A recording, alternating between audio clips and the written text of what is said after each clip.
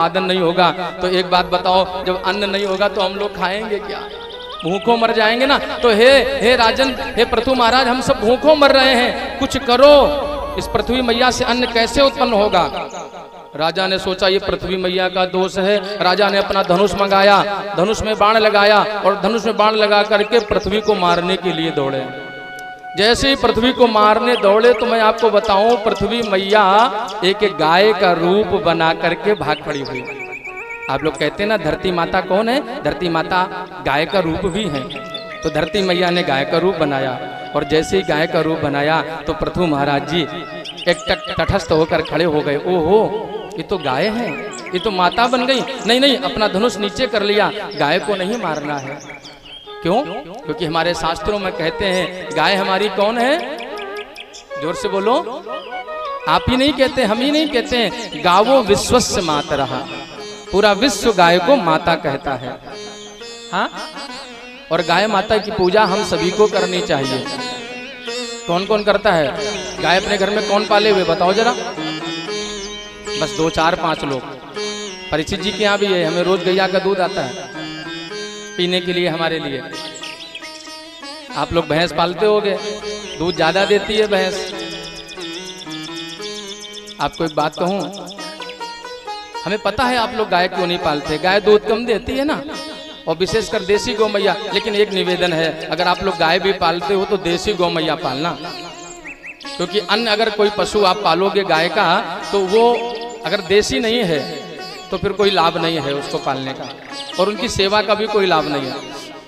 हाँ, क्योंकि देसी गौ मैया ही गावो विश्वस्य मातरः, उन्हीं में 33 करोड़ देवता बसते हैं जो देसी गौ मैया होती है। देसी गौ मैया कैसी होती है? इनकी पीठ में गोल गोल ऊंचा सा, हाँ, थोई सा बना होता है, वो देसी गौ मैया होती है। और आप जो सोचो कि नहीं, जो 10 लीटर और 20 लीटर 18 लीटर वाली दूध वाली गाय होती है, वो गाय नहीं होती है। वो क्या होती पता है? वो होती है वर्ण संकर पशु। क्या होती है? वर्ण संकर पशु। ये वर्ण संकर पशु का मतलब क्या है?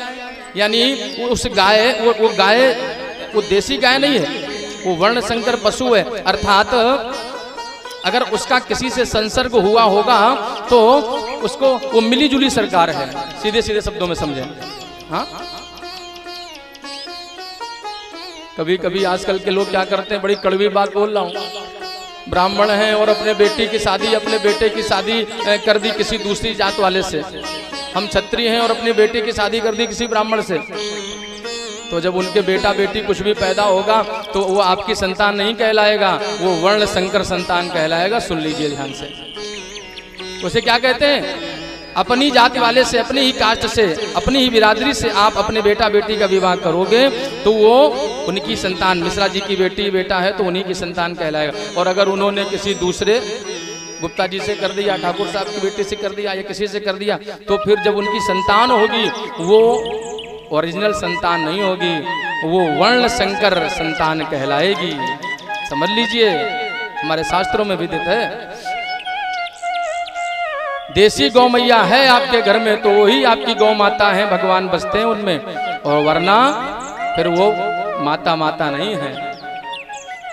घर में पाले, भले वो 2 लीटर दूध देती हूँ, भले ही 4 लीटर दूध देती हूँ, देसी गौ मैया थोड़ा कम दूध देती है। लेकिन आप जरा विचार करिएगा, सारे दूध दुग्ध से बढ़िया, भैंस का हो चाहे विदेशी गौ मैया हो या अन्य किसी का, तो उसमें सबसे बेहतर दुग्ध है तो गौ माता का है, देसी गौ मैया का दुग्ध है। और देसी गौ मैया का दुग्ध जो पीता है ना, वो बड़ा चैतन्य रहता है, क्योंकि मैया ही चैतन्य रहती हैं। आप कहीं रास्ते से जा रहे हो, गाड़ी से आप हारन बजाओ, और अगर आपके सामने, ध्यान से सुनिएगा, वो भैंस का पड्डा बैठा हो और आप हारन बजाते बजाते थक जाओगे, भैंस का पड्डा हटेगा नहीं सामने से। कभी चेक करके देख लेना, आपको नीचे उतरना पड़ेगा और उसको हाँकना पड़ेगा। और अगर सामने आपके गाय है या गाय की बछिया बछड़ा है, हार्न बजाओगे ना तो हार्न बजाते ही वो बछिया बछड़ा एक किनारे फुदक करके दूर हो जाएगी। हाँ, और पता है, आप जब अपने आपके बेटा बेटी पैदा हुआ करें, या तो अपना दुग्ध पिलाया करो, और साथ में जब बड़े हो जाएं तो उनको गौ माता का ही दूध पिलाया करो। अब गौ माता को लोग दूध पिलाते नहीं, बोले मेरा बेटा थोड़ा मोटा हो जाए, क्योंकि अब आजकल लोग पैकेट वैकेट वाला भी दूध लाते हैं। अब आपको पता है पैकेट में किसका दूध है, गाय का है कि भैंस का है कि ऊँट का है कि ऊँटनी का है कि बकरी का, किसका दूध है पता है? बताओ किसी को। पैकेट के अंदर तो दूध भरा हुआ है। अब आपके बेटों को जब आप आज्ञा देते हो बेटा ये काम कर लो, अब बेटा तो भैंस की तरह बैठा हुआ है, कहीं उठ के ही नहीं जाता है। क्यों? उसके अंदर इतनी स्फूर्ति नहीं, उसके अंदर इतनी एक्टिविटी नहीं है। हाँ, उसके अंदर इतनी एक्टिविटी जब है नहीं, चैतन्यता है नहीं, तो बैठा रहता है। और गाय का दूध पिलाते तो फिर इधर से उधर फुदकता रहता, इधर से उधर कूदता रहता। इसलिए चैतन्यता के लिए आपको अपने घर में एक गाय जरूर पालनी चाहिए। मैं ये नहीं कहता अगर आप व्यापार करते हैं तो भैंस भी पालें, ठीक है, लेकिन अगर स्वयं दुग्ध का पान करते हैं, दुग्ध का सेवन करते हैं, तो गाय पालनी चाहिए। और मैं आपको एक बात और बताऊं, ज्यादा चर्चा नहीं करूंगा, कृष्ण जन्म तक पहुंचना है। गौ मैया में ही 33 करोड़ देवता वास करते हैं। यहां तक कि अगर आपका बीपी, आपका ब्लड प्रेशर हाई लो हो जाता है, आप गौ मैया की पीठ पर 2 से 4 बार हाथ फेर दीजिए, गौ मैया की पूंछ से अपना झाड़ा लगा लीजिए। अगर आपका बीपी कंट्रोल में ना आ जाए तो कहना, ताली बजाओ ना एक बार। मैं सत्यता बता रहा हूं आपको। जिसको कोई रोग हो और आप गौ मैया के गौमूत्र जो होता है लेकिन देसी गौ मैया का, देसी गौ मैया के गौमूत्र को छान करके, उबाल करके, छान करके, शीतल करके आप उसका पान करें। वो गर्भिणी ना हो, देसी गौ मैया हो या बछिया हो, और आप उसका मूत्र, अगर उसका अर्क आप रोज 2 ढक्कन 4 ढक्कन पान करते हैं, मैं व्यास मंच से ये आपको दावा करके कहता हूं, आपके शरीर में कभी कोई रोग नहीं हो सकता है, जल्दी जल्दी कोई रोग नहीं हो सकता। कम से कम ठाकुर साहब 50 से 60 शीशियां जो गौ अर्क आता है ना रामदेव बाबा का, पी रखा है हमने। 2 ढक्कन 3 ढक्कन सुबह खाली पेट बढ़िया गुनगुने पानी से, रात में सोते समय भोजन के पहले 2-3 ढक्कन बढ़िया गोबर को। आपके शरीर के जो अगर रोग भी होंगे, अरे साहब कैंसर जैसी बीमारी तक दूर हो जाती है गौमूत्र का पान करने से। आप लोग विद्वान है, सब जानते हैं। हा? और एक बात कहूं, गाय के गोबर से कहीं अगर आपने मालिश कर ली थोड़ी सी, हाँ, लेकिन देसी गौ मैया हो। आप आइएगा कभी हमारे वृंदावन, देसी गौ मैया हमारे गुरु आश्रम में जो देसी मैया पली हुई है गौ मैया, हाँ, मैं जब जितने दिन अपने वृंदावन में रहता हूँ उतने दिन तक मैं अपने गाय गौ मैया के गोबर से ही स्नान करता हूँ। और कभी आप देखिएगा, कभी करिएगा, जो आपके घर में देसी गौ मैया बंधी हो, छुट्टा ना हो, घर में पली हुई हो, सेवा कर रही हो आप, और उनकी जब आप सेवा करें, जब आप उनके गाय के गोबर से स्नान करोगी, आपकी त्वचा इतनी कोमल हो जाएगी, इतनी सुकोमल, आप स्वयं कहोगे कि महाराज जी ने सत्य बताया था। यहाँ तक कि आपकी त्वचा की जो भी रोग होंगे या फोड़िया फुंसी आदि होंगी, वो तक भी दूर हो जाएंगी। ये मेरा वादा है आपसे, जब आप गौ मैया के गोबर से स्नान करो। गौ मैया के गोबर में साक्षात भगवान अखिल कोटि ब्रह्मांड नायक का वास है। गोबर से भगवान प्रकट होते हैं। इतने भक्त बैठे हैं, कोई गोरखपुर गया है क्या? दादाजी आप गए, शायद आप भी गए होंगे गोरखपुर। गोरखपुर में एक मंदिर है श्री गोरक्षनाथ धाम, है ना, दर्शन किया होगा आप लोगों ने। भैया ध्यान से सुनना, कभी सुनी नहीं होगी कथा ये।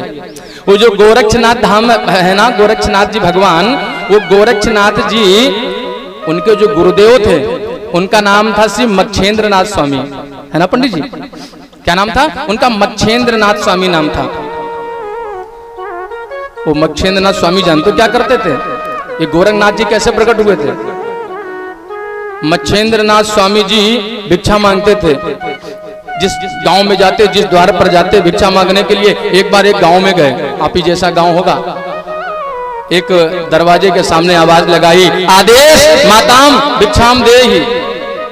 आदेश, अब आ गया, कैसे आ गया?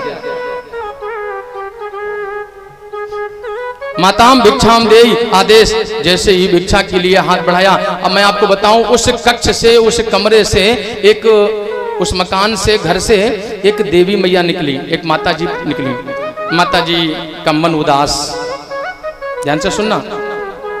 बाबा जी ने कहा क्या बात है, आप उदास क्यों हो? मैं आपके सामने भिक्षा लेने आया हूँ इसलिए उदास हो? नहीं बाबा जी, क्या बताऊं, उदासी का कारण यही है, जीवन व्यतीत हो गया और मेरे कोई संतान नहीं है। बाबा जी ने कहा ये बात है, ये लो मैं अपने झोले से भस्मी निकाल करके देता हूँ, इसे तुम खा लेना और तुम्हारे 9 महीने पश्चात एक सुंदर सा लाला हो जाएगा। माता जी बड़ी प्रसन्न हुई। माता जी ने कहा महाराज जी ठीक है, भिक्षा दी, महात्मा जी चले गए। कहते हैं 12 वर्ष हो गए धीरे धीरे करके। 12 वर्ष बाद महात्मा जी फिर एक बार वहां से निकले, और जैसे ही महात्मा जी निकले, महात्मा जी ने देखा ये तो वही घर है जहाँ से मैं भिक्षा लेकर गया था, ये तो वही घर है, यहाँ पर एक माता रहती थी, इस माता को मैंने भभूति दी थी, भस्मी दी थी, इसके घर में लल्ला हो जाएगा, अब तो इस माता का कल्याण हो गया होगा। देखें, आवाज लगाई, माताम भिक्षाम देहि माताम आदेश, माँ निकल करके बाहर आई। मैया जैसे ही बाहर आई, माता ने देखा सामने वही महात्मा जी, लेकिन माँ का मुख वैसे ही, वो स्त्री वैसे ही उदास थी। जो 12 वर्ष पहले उसके चेहरे में उदासीनता थी, वो आज भी उदासीनता वही थी।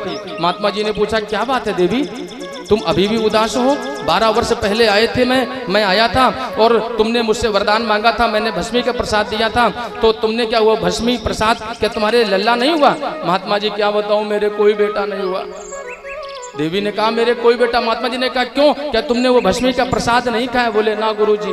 बोले, क्यों नहीं खाया? बोले, गुरुजी 12 वर्ष पहले जब आप आए थे तब भी मैं आपके सामने, आपने मुझको देखा होगा, मैं विधवा थी, मेरा कोई पति नहीं था, मेरे घर में कोई पुरुष नहीं था, मैं अकेली रहती थी। आपने प्रसाद तो दिया, लेकिन मैंने उस प्रसाद को लेकर ये विचार किया, अगर मैंने महात्मा के इस प्रसाद को खा लिया तो मुझे मरना पड़ जाएगा। मरना पड़ जाएगा? क्यों? महात्मा जी, मैं पहले भी विधवा थी और अभी भी विधवा हूँ, और अगर मैंने इस प्रसाद को मैं खा लेती, आपका प्रसाद दिव्य है, आपकी भस्मी दिव्य है, इस प्रसाद को खाने से मैं पुत्रवती हो जाती, मेरी संतान हो जाती, लेकिन ये गांव वाले, ये जनमानस, ये समाज वाले मुझे जीने नहीं देते, मुझे इतनी गालियां देते, मुझे इतने अपशब्द अभद्र कहते कि मुझे मरना पड़ जाता, इतना कोसते हैं कि मैं मृत्यु को ही गले लगा लेती कि ये अभागन कहाँ से मुंह काला करके आ गई, ये अभागन, इसकी जब पति नहीं है इसका, तो इसको संतान कैसे हो गई। ये ताने मारते लोग हमें, तो इसलिए मैं ताने मारने से मैंने सोचा मैं तो मर ही जाऊंगी, इसलिए मैंने इस प्रसाद को नहीं खाया। तो तूने उस प्रसाद को क्या किया, फेंक दिया क्या?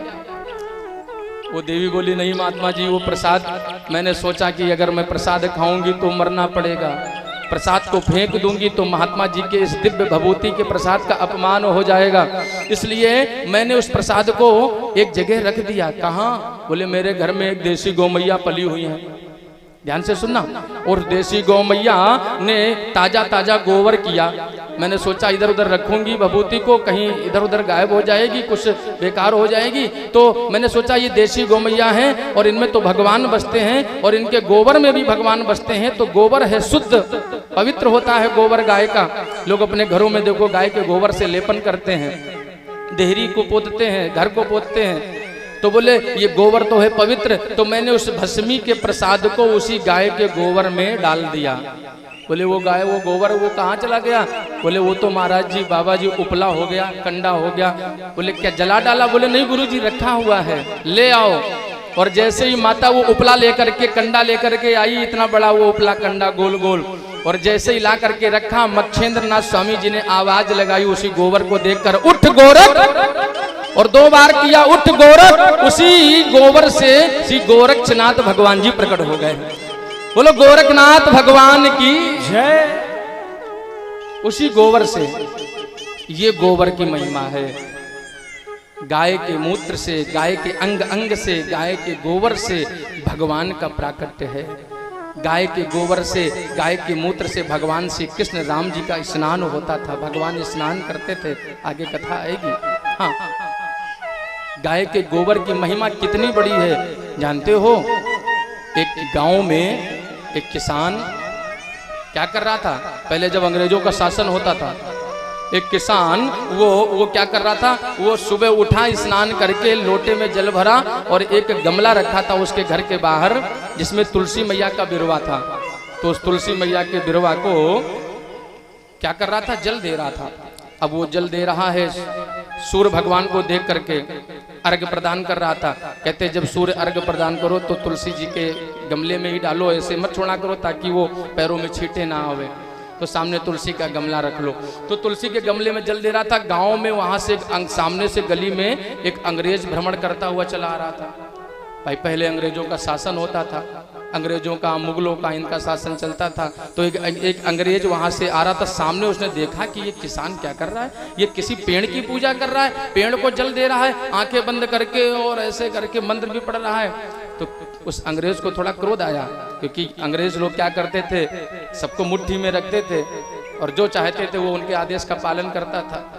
तो अंग्रेज पास में आया, बोले ए व्हाट आर यू डूइंग, क्या कर रहा है, ये पेड़ों की, वृक्षों की पूजा कर रहा है। और तुरंत उसको क्रोध आया और उस अंग्रेज ने उस तुलसी मैया के बिरवा को उठा करके, उखाड़ करके फेंक दिया। बेचारा किसान कुछ नहीं कर पाया। क्यों? क्योंकि बल उनका चल रहा था। किसान ने मन ही मन ठान लिया कि चाहे जैसे हो, मैं इस अंग्रेज को सबक जरूर सिखाऊंगा। कुछ अंग्रेज लोग वहां पर तंबू ताने हुए थे, उनके गांव में आकर के अपना शासन जमाए हुए थे। एक दिन की बात, उसने प्रतीक्षा करी, इंतजार किया। एक दिन देखा उसने कि वही अंग्रेज, किसान ने देखा वही अंग्रेज वही गली से बाहर चला आ रहा है, उसी गांव की गली से भ्रमण करता हुआ आ रहा है।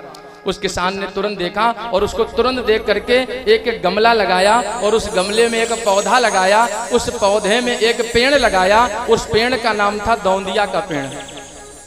दौंदिया का पेड़ जानते हैं ना, जिस पेड़ को छू लो, स्पर्श कर लो तो खुजली मचने लग जाती है। तो दौंदिया का पेड़ लगाया, कहीं कहीं उसको कीचक का पेड़ भी कहते हैं। तो वो दौंदिया का पेड़ लगाया और पेड़ लगा करके अर्घ देने लगा। और जैसे अर्घ देने लगा, वही अंग्रेज सामने आ रहा था। उसने डांटा, अरे फिर तो वही काम कर रहा, वही पेड़ की पूजा कर रहा है, तुझे लज्जा नहीं आ रही, शर्म नहीं आ रही। और उसने तुरंत उसी पेड़ को अपने हाथों से उखाड़ा और उखाड़ करके फेंक दिया। और जैसे ही फेंका ना, आप मैं बताऊं, अब अंग्रेज ने जहां जहां अपना हाथ लगाया, क्योंकि दौंदिया के पेड़ को उसने छू लिया था। मैया ध्यान दो इधर। जैसे ही पेड़ को स्पर्श करने के बाद अपने शरीर में हाथ लगाया, उसके शरीर में खुजली होने लगी, पूरा शरीर खुजलाने लगा, उसका शरीर लहू लुहान हो गया। उसने पूरे अपने अस्त्र वस्त्र उतार डाले और किसान से बोला, आई रिक्वेस्ट यू, मैं आपसे प्रार्थना करता हूं, कुछ करो प्लीज। अंग्रेजी में बात करते थे ना। किसान बोला, सुनो अंग्रेज भैया, तुम्हें एक काम करना पड़ेगा, तुम्हारे शरीर की खुजली दूर हो जाएगी। बोले क्या? बोली मेरी देसी गौमैया ने भी ताजा ताजा गोबर किया है, उस गोबर से स्नान कर लो। और जानते हो, और जैसे ही ताजे ताजे गोबर से स्नान किया तो उस अंग्रेज के शरीर की खुजली दूर हो गई। इतनी शक्ति है, इतनी ताकत है गौमैया में।